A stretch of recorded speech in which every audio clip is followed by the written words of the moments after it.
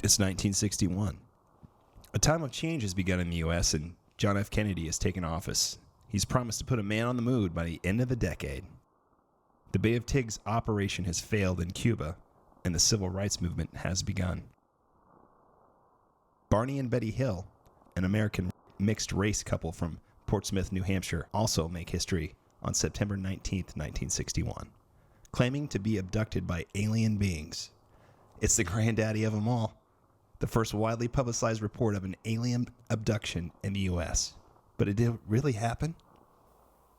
Bring out your tinfoil hats and set your beers to stun, because today, we're going to try to find out. It's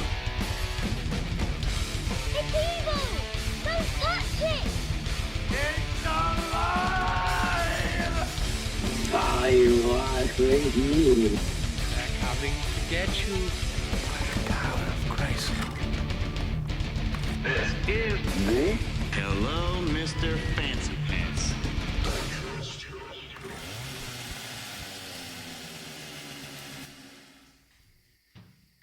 How's it going, Matt? You doing all right today, man? Yeah, I'm doing good. Had to rush home from work for this one, but yeah, let's get it done. It's all, hey, got to do what you got to do. Make hay when the sun shines, and so to speak. Well, happy Tuesday. We're going to go into alien abduction today. And I thought, if you're going to do one, you might as well start with the first one, right? This is Numero the uno. This is the scariest shit for me as far as Fuck any of yeah, this stuff goes. me too, man. Me too. I don't know. When we talk about serial killers and all that other shit, I just get really pissed off. But this makes me want to piss my pants. Yeah, well, I think the scariest thing for me about this is the lost time thing, because you have no idea what the fuck happened. Yeah, well, I've time traveled before. Usually there's some whiskey involved in that, but Yeah. not aliens. But the lost in time is like something was in my butt. I know that something was in my butt, and I do not like this. That's your number one concern? Oh, yes. Oh. When do I find out it's my thing? Well, if it's your thing, man, I mean, I still like you. I'm not going to participate with you, but cheers. All right. So thank you guys again for liking, rating, reviewing, and subscribing to the podcast. It's awesome. We've had a lot of good feedback. Really enjoying all of the feedback we've been getting from everybody. So once again, I'm not doing this for anybody else, man. I'm just doing this to hang out with you, but hell, it's fun. It's a lot of fun. And the research, it's like something to do through the week, like after work. Like if I'm waiting for the kids to get home from school, it's just like, I'm sitting on the computer looking up stuff that I don't want the kids to see. It's like, oh, they're home. Close this. Nothing to see here. Right. All right, let's dive in, man. You ready to rock and roll? We got to give them aliens. People like aliens. All right, if we fuck this up, we're never going to hit the end of it, so we better get this right. You ready? Going into the first one, so Oh, yeah. got to do it. You made me. I'm all right. So, Betty and Barney Hill, they lived in Portsmouth, New Hampshire. Barney was employed by the United States Postal Service, and Betty was a social worker. Okay, they were both really active in their Unitarian church, and you know what that is? You know what a Unitarian church is? No I would call idea. it probably the most libertarian church there is out there. Like, you might go 1 week and they will have a Muslim come and speak at the church, and then the next week they've got a Jewish person coming to speak at the church. They're just completely open, Just learn them and they all. kind of make That's their own fine. rules. Yeah. So they were also both members of the NAACP, and Barney was a member of the local board of the United States Commission on Civil Rights, which was a big deal at the time. Fantastic. Yep. They were an interracial couple, and at the time, it was really highly unlikely in the U.S. to be an interracial couple. It was actually illegal in many states. That's ridiculous. I think in 1960, they made a law making marriage illegal in 31 states. like as far as interracial marriage goes. And it didn't become legal in the U.S. again until 1967. So before we even get started, I just wanted to mention that I don't think these two they were not looking for any extra attention at all when they were, when they made these claims. I think they were trying to stay as far under the fucking radar as they could because they'd want to be. I think New Hampshire was one of the only states, one of the few states where it was allowed for them to be married legally. It doesn't seem that long ago, but man, have we grown? I mean, really. Thank God. It's crazy, man. Yeah. You people love each other. It doesn't matter. We have voted. That's right. I don't care if you're a furry or what, Find somebody to love you and just don't be a Elliot Rogers here. And we're good. Okay, with it. That episode's in the past. We got to let that go. Keep bringing that guy up. Yeah, I got to let it go. I don't think I'll ever be able to let that fucking episode go. But anyway, all right. So, according to the Hills, the UFO sighting happened around 10:30 on September 19th, 1961. They're on their way back from their honeymoon. They've been driving back to Portsmouth from their honeymoon in Niagara Falls and Montreal. Okay. And originally, I think they intended to stay another day in Montreal, but like at the last minute, they started their drive back. It's like 7-hour drive for them to come back home, but they decided they're going to go home that evening. I think there might have been a hurricane forecasted to come through, and they were just trying to beat it, before it hit the coast. Fair enough. I don't blame them. So they crossed the border and they stopped at a diner and, trying to get a cup of coffee just to stay awake to get through the rest of their drive. And they remember that when they left the diner, it's around 10 o'clock at night. Okay. So when they're just south of Lancaster, New Hampshire, Betty claims that she sees a bright point of light in the sky that moved from below the moon and the planet Jupiter, and it moved upwards to the west, like towards the moon. Okay. And Barney continues to drive along US Route 3, and Betty's like, I'm seeing a falling star, only it's going up. Yeah. It's not going down, it's going up. So as this light begins to move more erratically and gets brighter and brighter, she pleads with Barney. She says, just stop the car. I want to take a look at this thing. She's thinking it's a satellite, maybe. She's never seen a satellite. So Barney gets out. Barney stops the car and gets their little dog, Delzy, out. They got a cute little wiener dog named Delzy, by the way. It's and he's so fucking aggravated with Betty because she's just nagging and nagging and nagging. She's like, come on, Barney, just let me look at the star, Barney. I get that though. So if I seen something like that, I'd want to stop and get out too. Like meteor showers and stuff are just fantastic to look at. Yeah, right. So he pulls over at this little picnic area just south of Twin Mountain on US Route 3. And Betty gets the binoculars out, and she sees this oddly shaped, she calls it a craft, and it's got multicolors flashing, and, it's right in front of the moon. And her sister had made claims many years earlier saying she'd seen a flying saucer. So she's like, oh, maybe it's a flying saucer, I would check it out. And, so then Barney takes the binoculars and he looks at it and he's like, that's not even a satellite. It looks like a commercial plane, and they're kind of along the route that, like, somebody say, like, traveling from Vermont towards Montreal, that's kind of the route they would take.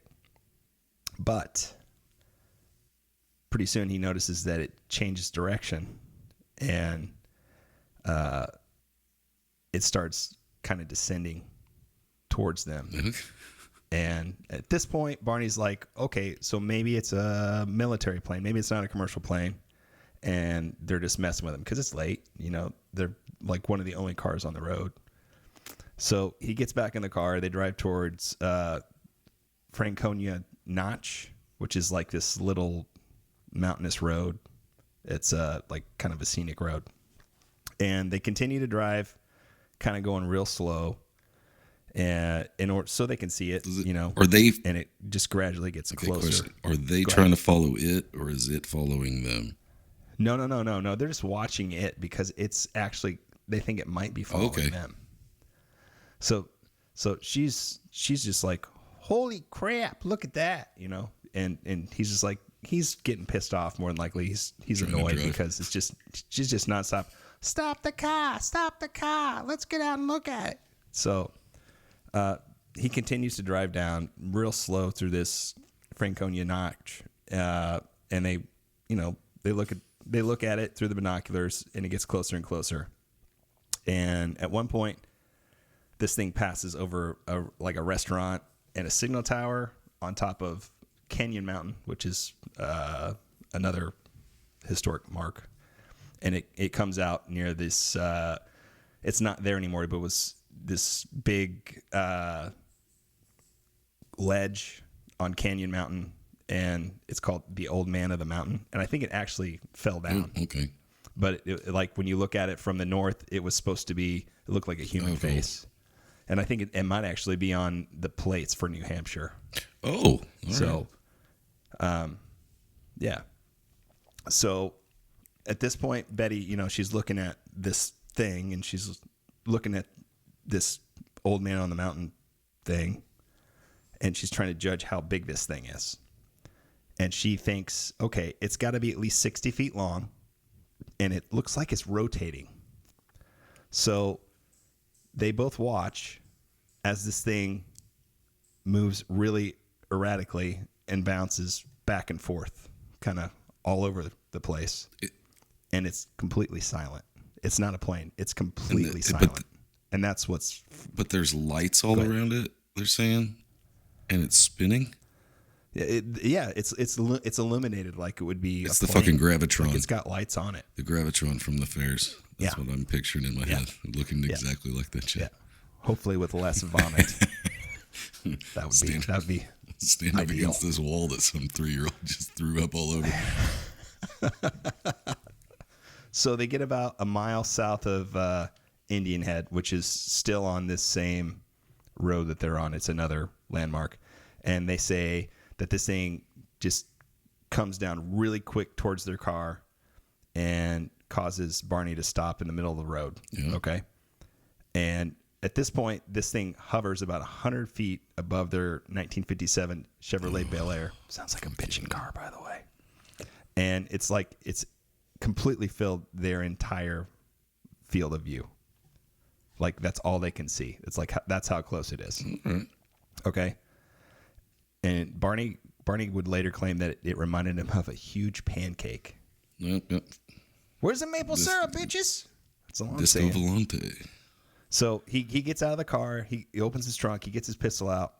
And he moves a little closer towards it. He uses the binoculars. He gets his binoculars, and he looks at this thing, and he claims he sees like 8 up to 11 people. He's not real sure. He says at least 8. And they all look humanoid, but they're not quite human. And they're all looking out of the ship's windows. Okay? And they're looking at him directly. I don't know how you just stand there and look at that. And I would have to go. I'd be like, nope. Well, it's weird. It's like they use like some sort of mind control thing on him, because he said in unison, all but one of these people, things, whatever they were, they appeared to like, they moved towards this panel in the rear wall of a hallway in this ship, and only one of the figures in the windows that he saw remained like looking at him directly, and it was just saying to him, it was looking at him, and he could not break eye contact with this thing, and it was just like telling him, stay where you are and just keep looking at me. Okay. And I've got a clip here for you. I've heard some of these. Fucking creepy great. as fuck. Okay. Yeah. You ready? You can remember everything now. It's right over my right. God. What is it?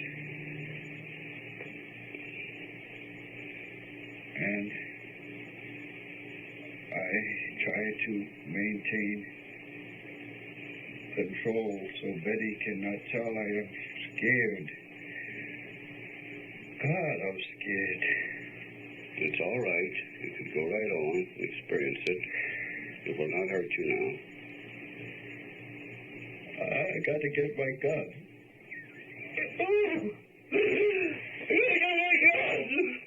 All right. All right. That's all. Stop.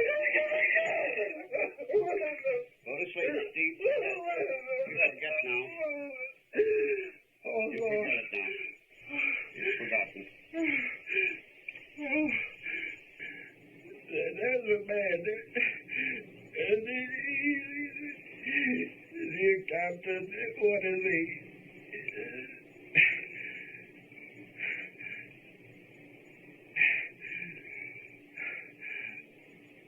You gotta look at me. I know this creature, this leader is telling me something. He's telling you something. How? How is he getting it to you? I can see it in his face. Do you see his lips move? Yes. No, his lips aren't moving. Yes, go on. He's telling you. And he's looking at me. What did he tell you?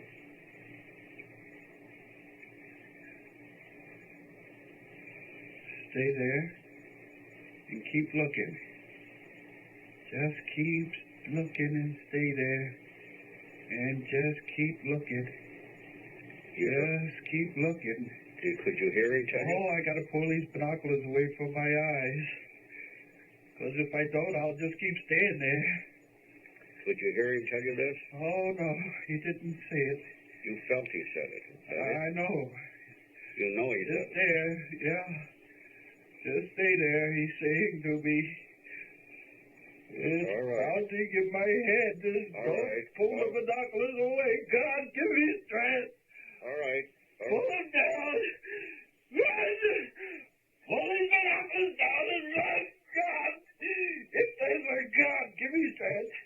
I gotta get away. Oh, Betty. All right, all We right. gotta get away, Betty. All right. Calm down. Calm down. I'm driving. I Calm gotta down. get away. Oh. Does it sound like somebody that's making some shit up to you? The greatest actor of all time, I think, is what that's got to be. Fuck that shit. No. You know, and later, this would be one of the hypnosis sessions. This is actually the first one that Bernie has later on in the story, but I just wanted you to hear that right now because, you know, there's a lot of speculation about all of this stuff, and that doesn't sound to me like somebody that's making some shit up. that sounds to me not at all. like somebody Not that even is a little. that is recalling something that, by the way, he will not remember later. But when he does remember it, this is how he remembers it, and he's just freaking the fuck out.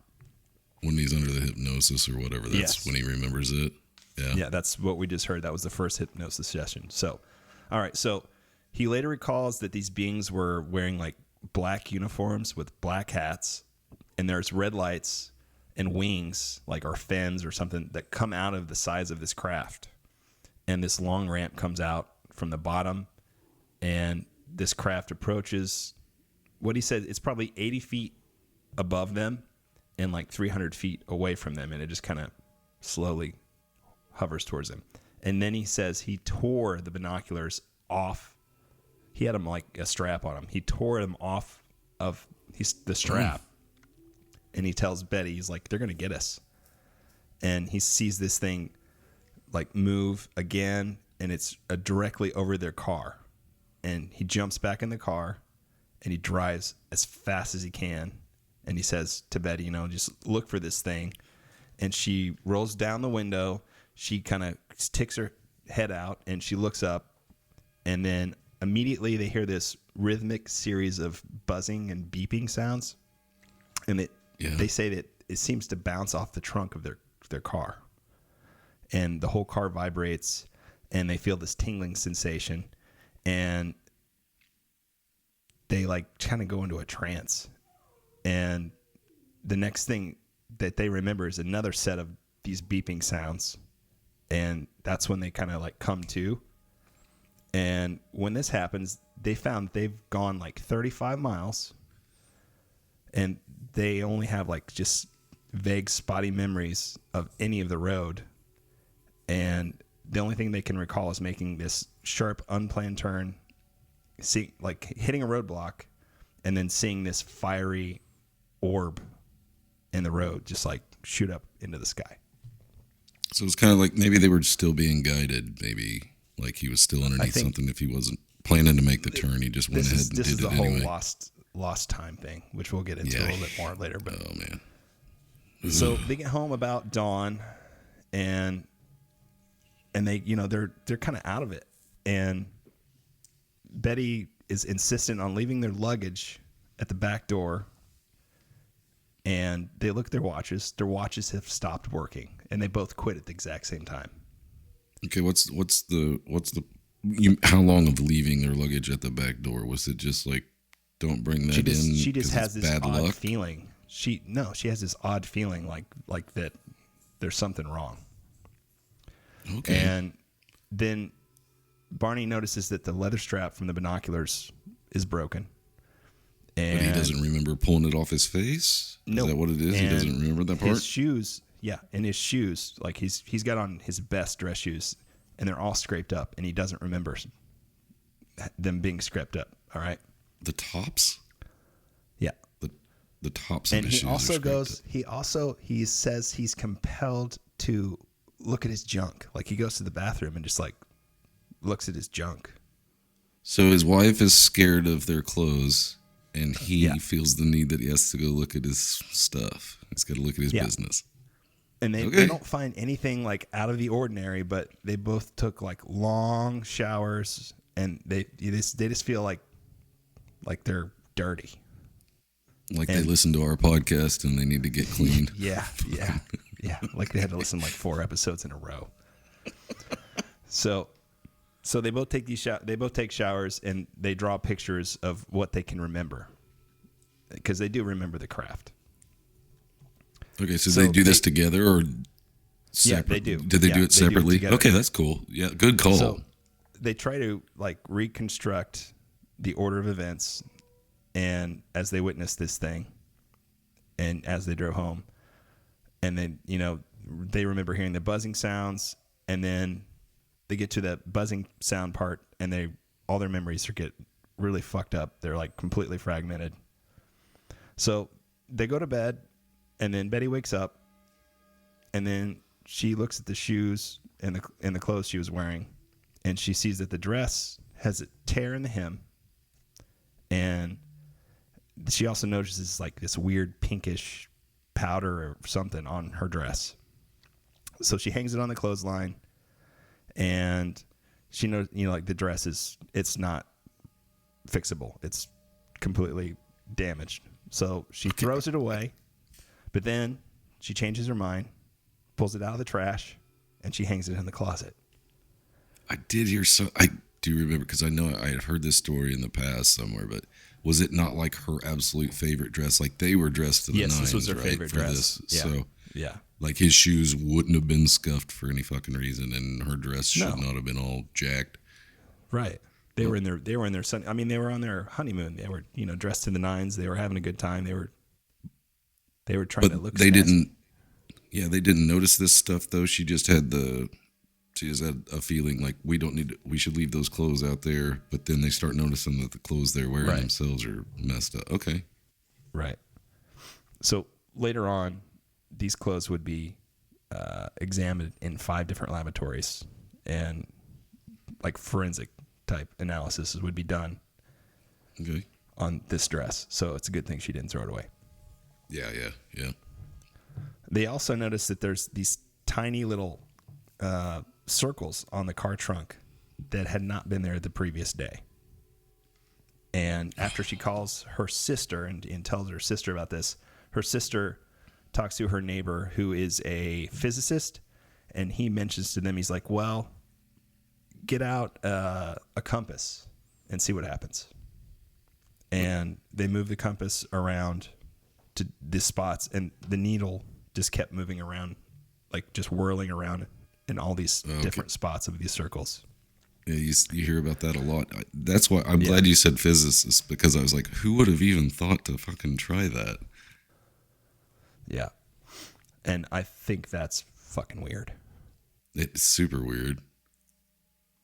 All right, so the next day, September 21st, Betty phones in Pease Air Force Base and reports the UFO encounter.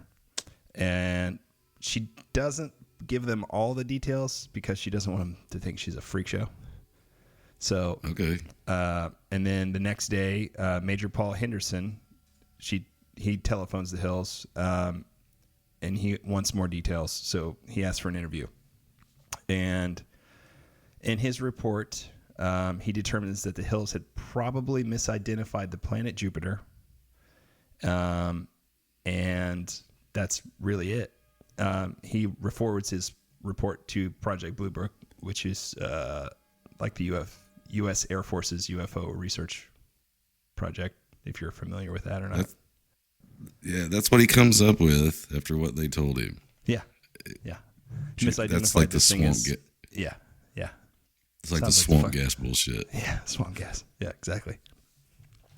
So within a few days, Betty borrows this UFO book from a library. She sees it's written by this retired Marine corporal named Major Donald Kehoe, who also happens to be the head of NICAP, which is like a civilian UFO research group. Are you familiar with them? Yep. Okay. It's NICAP and MUFON. It's the two big ones. Yeah, those are the two ones. Yeah. So she writes to Kehoe. She tells the story, including the details of the humanoid figures and all of it. And she writes that she and Barty were considering hypnosis to help recall what had happened because they didn't remember all of it. So her letter is eventually passed on to Walter Webb, who is a Boston astronomer and also a member of NICAP. And he meets with the Hills on October 21st the same year. And in a 6-hour interview, the Hills tell him all they can remember about the whole encounter. And Barney, tells him, he's like, look, man, I've basically developed a mental block of all this.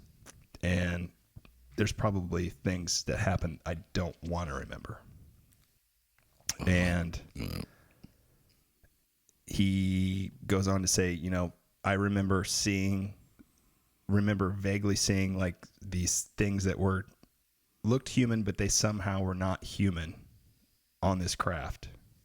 And Webb states that they were telling the truth, and the incident probably occurred exactly as reported, except for some minor uncertainties and technicalities that must be tolerated in such observations where human judgment is involved, like the exact time, length of visibility, and how many people were actually there, the exact distance of the object away from them, and all that shit.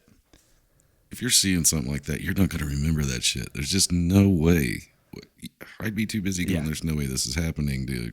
I don't remember. What was the distance? I don't remember what color the underwear I wore like fucking 6 days ago. I don't know about you.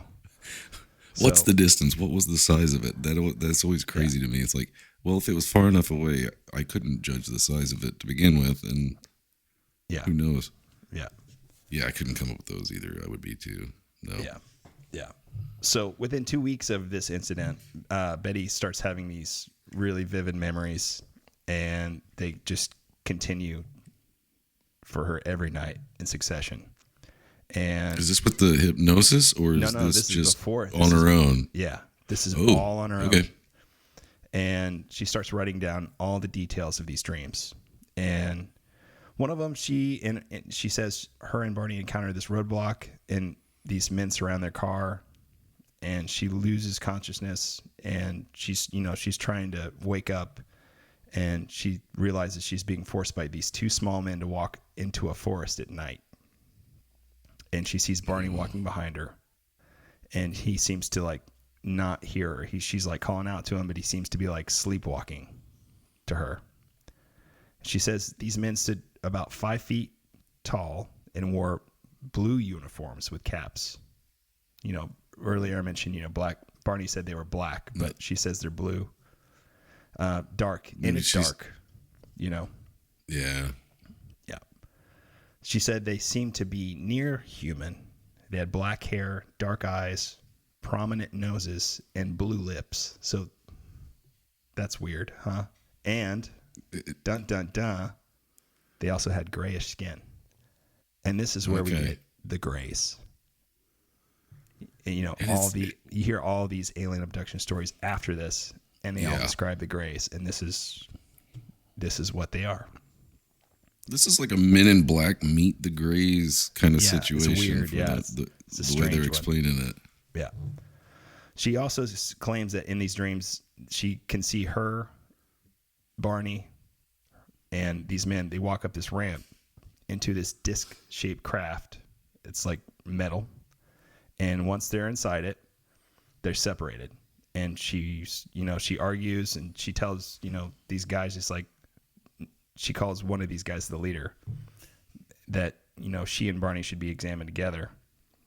And this leader tells her if they were, it would take much longer to conduct these exams. So at that point, they're taken into separate rooms. Excuse me. I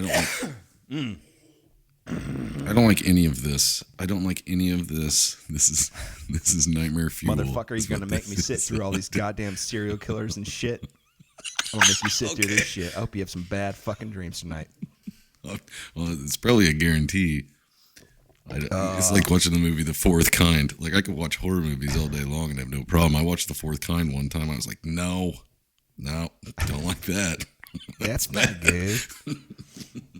All right, and then a newer dream. Betty recalls a new guy, a new man. He's really close to the other ones, but he's come to examine her with the leader, and she calls him the examiner. She says he's pleasant, calm-mannered, and that both the examiner and this leader spoke to her in English, even though it was like a strange dialect. She said it was like they were like European. They had accents?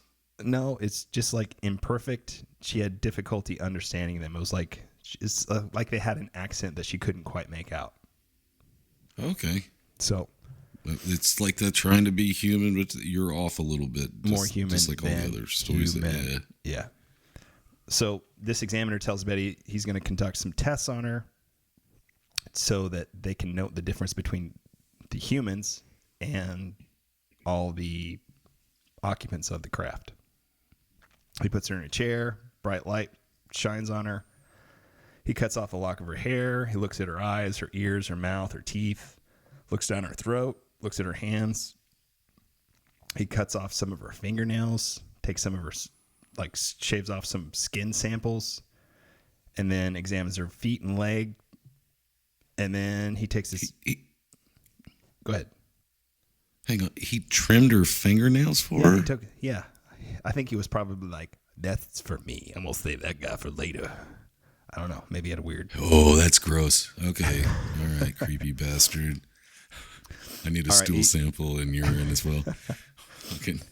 All right. He then conducted a test on her nervous system and thrusts a needle into her navel, which causes her agonizing pain. And whereupon this leader waves his hand in front of her eyes, and she says the pain just like immediately goes away.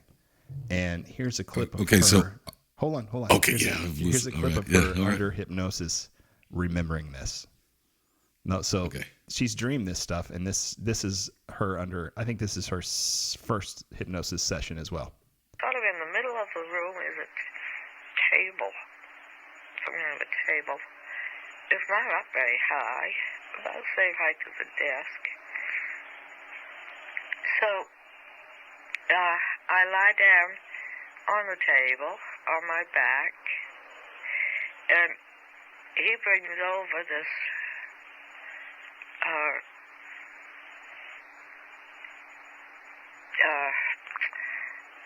how can I describe that? They're like needles. There's a whole cluster of needles. And each needle has a wire running from it. So then they roll me over on my back.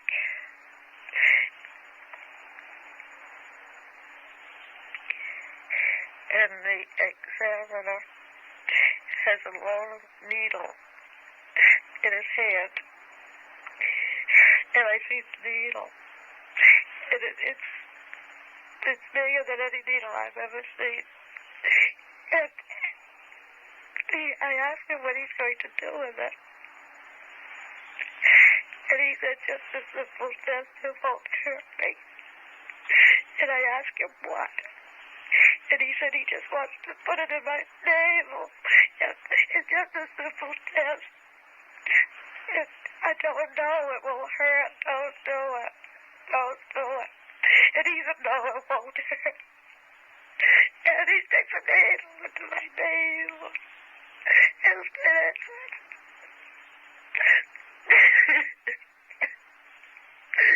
And I'm crying and I tell him it's hurting, it's hurting, it's hurting. Take it out. And then the leader, he goes over and he puts his hand, runs his hand in front of my eyes. And he says, I'll be all right. I won't feel it.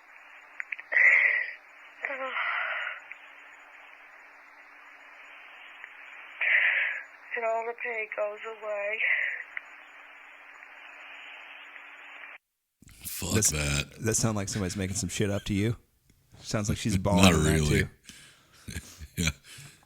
I don't know about the under hypnosis thing. There's been some of that shit that's happened in the past that was definitely proven to be just, I don't know, maybe in a dream state and you're just coming up with shit, but Yeah. she believes it in that point in time anyway. So she says after And this what was the test for? pregnancy. What was the needle test? It was like a pregnancy test. Wow, that's a vicious If you want to find pregnancy test. all these clips, they're all on YouTube, by the way. I just Yeah, picked yeah. a couple there because there are literally hours of this stuff that you can find. And I just picked a couple of ones that I thought were pretty convincing to me. I'm just listening to the tone of their voice. Don't mind the sound of the whirring fan in the background. You got to realize this is 1961. Or It's actually, not the it's best not. I recording think it's equipment. 1963 when before they ever got the hypnosis sessions. But anyway, I had heard a few of them, and then there's like one of Barney that really freaks me out yeah. when he's talking about the eyes. But So we'll get back into Betty also goes on to say that after this was over, the examiner leaves the room, and she starts to engage in conversation with the leader. And she picks up this book with all these weird symbols, and the leader says, "Hey, you can take that home with you if you want." And she asks him where it comes from, or they come from, and he pulls down this instructional map dotted with stars, and Cool. she says it looks something like this right here. Can you see that behind me? Yep. Okay, so this is what, like under hypnosis later, this is what she draws to describe what she sees. Oh, she was okay. Okay. She was under hypnosis when she drew it. Yeah. So also in this dream, she says that these men started to take them out of the ship, her and Barney, and this disagreement breaks out. And at that point, the leader tells Barney she can't take the book, stated they didn't want her to even remember the encounter. So she tells them, pretty matter-of-factly, that doesn't matter what they did to her memory, she was going to remember this shit. Did she end up getting the book? No, she didn't get the book. Fuck. So Okay. she says in this dream they're taken back to the car, and that's when this leader tells her that they should just wait for the craft to leave, and they did. So they just started driving, and that's the end of the dream. So This is where the missing time comes in, okay? So they're missing All right. about 4 hours. Or I'm sorry, they're missing about 2 hours. That's a lot of time. Yeah. That's a lot of time to be missing. Yeah. It's like 178 miles from where they were at. It should have taken them 4 hours. It took them like 6.5, 7 hours to get there. Oh. Yeah. So Okay. that's a long time. That is. I don't. And like I said before, they don't really remember much of that 35-mile stretch. I was gonna say, and what did? Do you think the one was telling her that she could keep the book, just try to calm her down or something? Just like, no, you can have it. We're friends. It's all speculatory, man. I'm not going to say one way or the other. This thing is, I guarantee you, if we get any hate mail, it's going to be on this one right here. That's why I'm just going to say it's all speculatory. I have no idea, no people comment. People love this shit. I'm just giving you as much of the facts that I found on this as I can. Okay. Like I said, at that point, they don't really remember much. They just remember being 35 miles further south than they can remember, like when they heard the first buzzing to the second buzzing. Okay. So, pardon me. So, they are, by February of the next year, 1962, they're making frequent drives back to the White Mountains, and they're trying to figure out exactly where the fuck they were at. Because, number one, it's driving Betty nuts, and Barney he's fucking stressed as can be about all this shit. He wants to forget about it. He wants to leave it in the past. But Betty just keeps bringing it up, and he knows until she knows what's going on, it's not going to stop. So it's not going to end. Yeah. So is she thinking that if they find the spot, it'll jolt up some memories or something, and she'll? Yes. Okay. All right. And then they find what they think is the spot where they were captured, but it's not until 1965, which is 4 years later.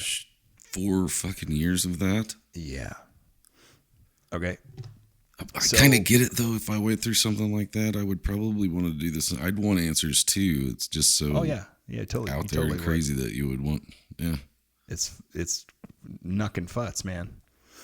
And I get the back and forth too of wanting to know the answers and never wanting to talk about it again. So if they're butting heads, that's all she wants to talk about. And Barney's just like, let's fucking forget it, I get that. Okay.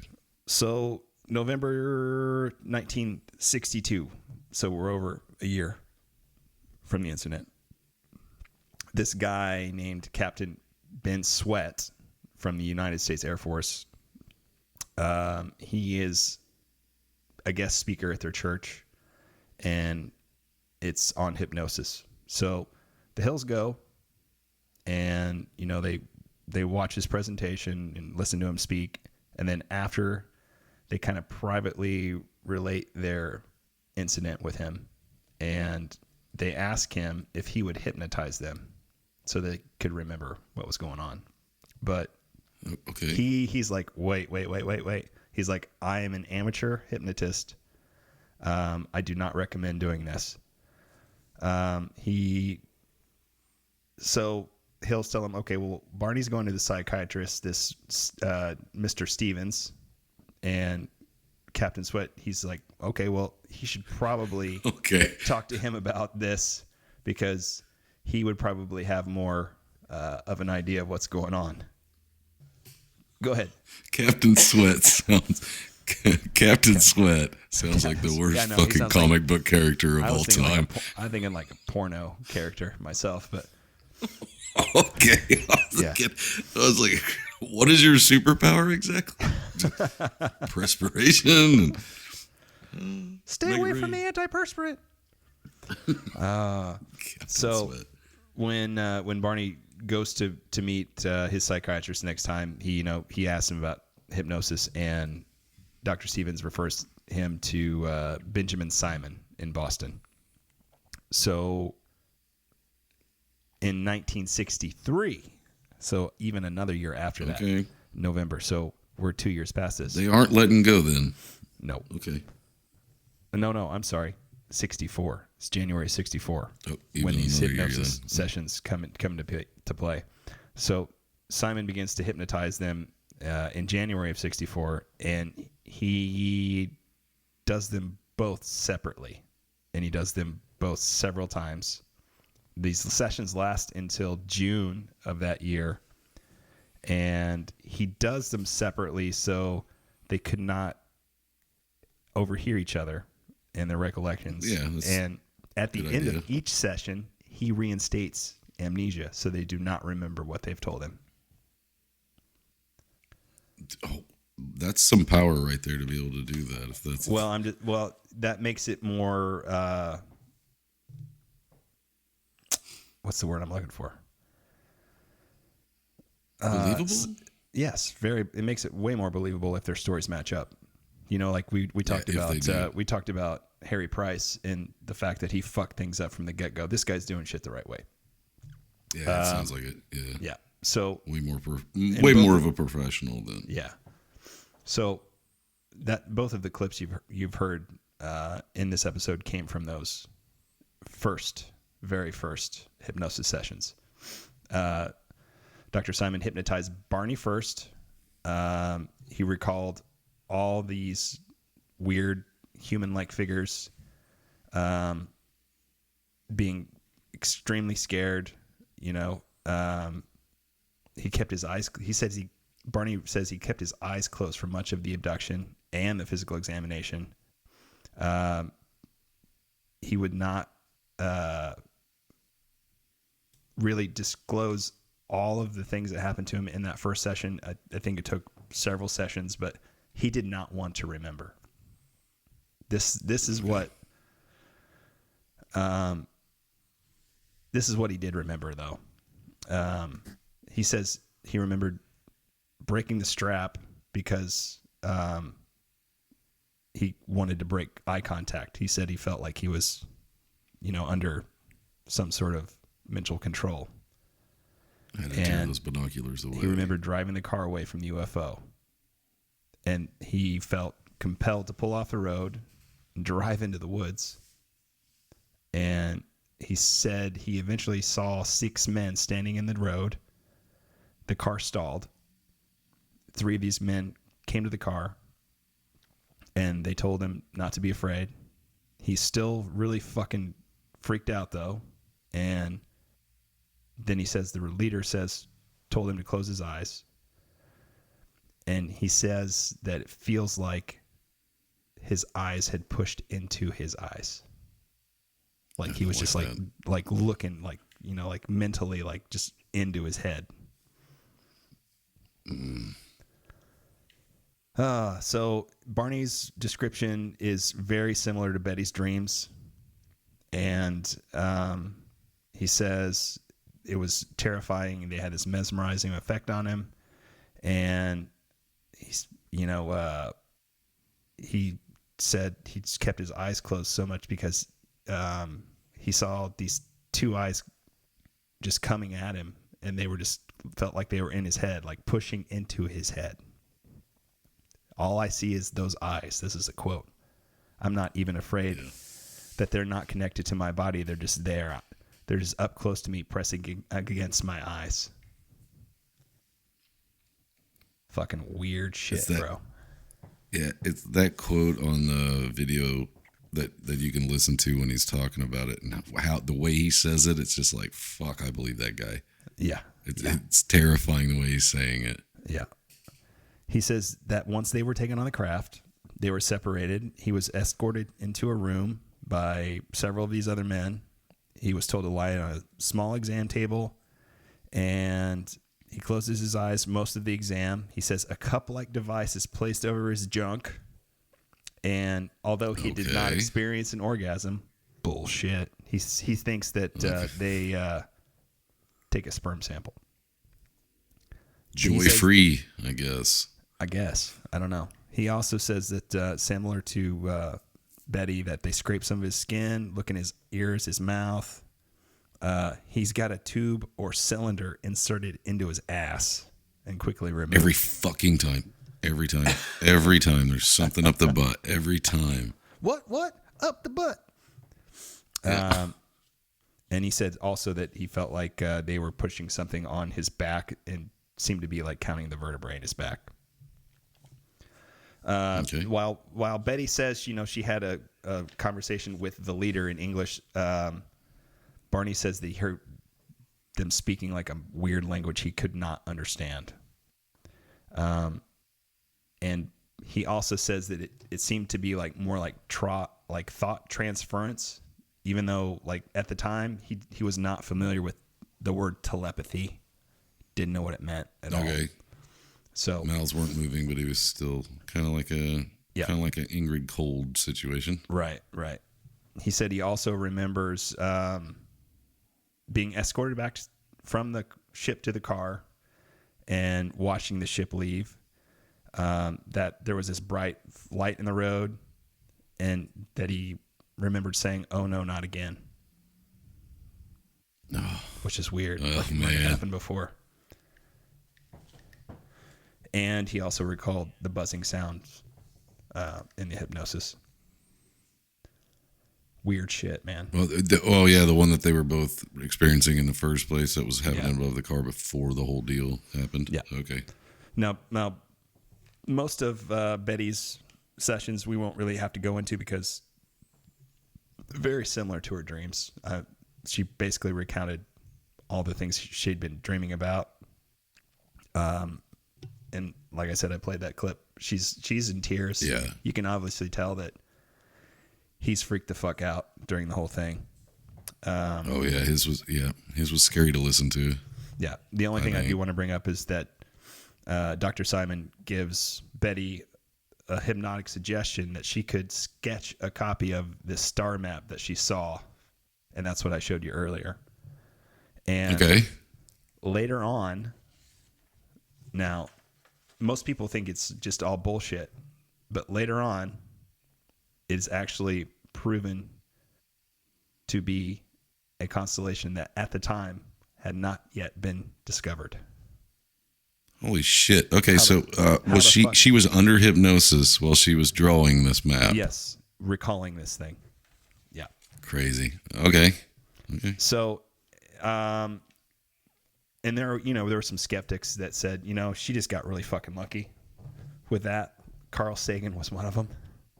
But, yeah, he's a big one right there. But how the fuck,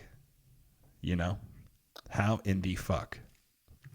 If you're under, I guess I can't explain it. Don't expect me to know what to do. But if you're under hypnosis and there's lots of people that would go on to rebut most of the things that they claimed, but drawing back their skepticism. Yeah, but okay.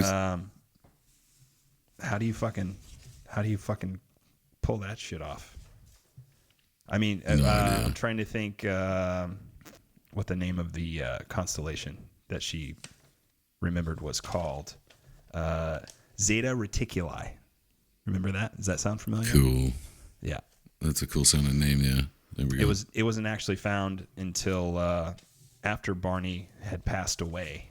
But till the telescopes got a little bit better. Yeah. And then somebody matched it up later. Yeah. Yeah. Barney died in 1969. He stroked out. And I have a feeling a lot of the stress from this incident had to do with that. Stress. Yeah. Stress never left him. Yeah. And Betty would be a spokesperson for abductions, UFOs, the rest of her life. She lived to 2004. And she smoked herself to death. I got a feeling she smoked a couple packs a day. But if you want to learn more about them, you can easily find out more info. I just wanted to hit the main gist of the story for today, and I think we pretty well covered the bases. you have any questions, comments, concerns, Matt? I just knew this story loosely. Like Yeah. I knew about the sessions because I had listened to some of the stuff, and it's just another one of those things when you get into alien abductions. It's just like, man, I don't know. I guess I believe because You better fucking believe. I've seen stuff too. They're gonna come but- stick some shit up your ass too. Yeah, I signed you up, man. don't like that. Don't like that at all. It's not my jam. But yeah, that is that is The two of them. That's the granddaddy, man. That's the very first alien abduction in the U.S. that was ever widely talked about. And it just happened- The thing, it they just had happened nothing be- to gain. Yeah, they had everything to lose. Nothing to like, gain. Mixed Yep. race couple in the middle of, the whole civil rights movement. So that's not where you want to be. Yeah, and we wasn't even to the summer of love yet. That wasn't until '67, so they were Yeah. ahead of their time. Yep. Wasn't even MK Ultra yet, Actually, or it the probably start was, of but it. Who knows? That'll be a different It episode. probably might have been the start of it, actually. But I think it started in the 50s. but we'll have to get into that because it's been a while. But yeah, they had nothing to gain by doing this, and it killed him. The stress Yeah. of it killed him. It Like totally he said, he didn't want to talk about it. He didn't want to remember it. He didn't want anything weren't to like do with it. freaky deaky people that were like, these were upstanding people in their communities. Yeah. You're talking about people that were fighting for civil rights at the time, which was a huge fucking deal then. And upstanding members of their churches. Their friends all said, some people say, well, they're a mixed race couple. That was probably hard for them. They claimed that they didn't have a really hard time where they were at. That all their friends were very understanding and accepted them. And that had nothing to do with it. It was all about this experience. And members of their family still today, you can go and find lots of interviews and documentation on YouTube of them playing a lot of this stuff from all the research that was done with this particular incident. I wish she could have snagged that book, though. Man, Been fucking sweet. she could have got away with that book. Yeah. Pretty fucking sweet. Well, Matt, you got anything you want to say before we sign this bitch off? Nah, well, just thanks to everybody that listens and likes it. I'm just happy people enjoy the same kind of weird shit that we're into and talk about. So it's great to have them aboard. More people following on Facebook, and even though I don't exactly know how that shit operates, it's going okay. If you want to follow us on Facebook, you can do so at facebook.com/HMFPPOD. And we're also on Instagram at Instagram. What's the keyword? I think it's hello, Mr. Fancy Pants, but it's Mr. Period Fancy Pants. There you go. And then you can also always hit us up on the old interwebs. You can email us at hmfppod@gmail.com. Continue to like, rate, review, subscribe. It helps. And, always a good time, Matt. Get those emails in, please, if you've got a story and you want to tell. I can't wait. I hope this happens. I seriously hope this happens. I can't wait to hear true stories that people have went through. It's gonna be so good. Hopefully, they're not Come as be weird as part this of the show. one. All right, guys. See you next Tuesday. See you next Tuesday. Later. Later.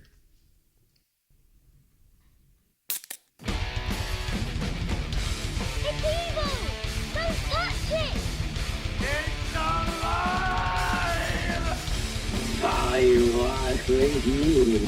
They're coming to get you. God of Christ. This is